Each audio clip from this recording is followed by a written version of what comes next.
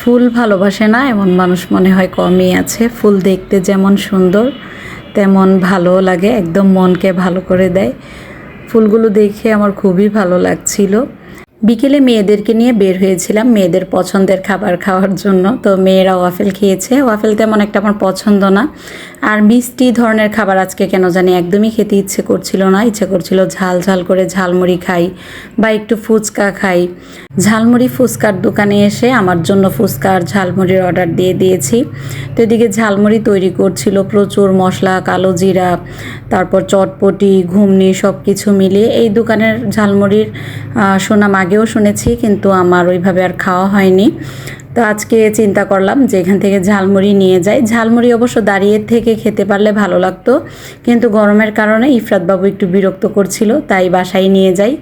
তো এখানে তো আপনারা দেখতেই পাচ্ছেন সব ধরনের মশলা দিয়ে তৈরি করা হচ্ছিল। আমারও মাথা ধরে আছে দেখে, আমার তখনই খেতে ইচ্ছে করছিল আর এত লোভনীয় লাগছিল ঝালমুড়ি মাখাটা।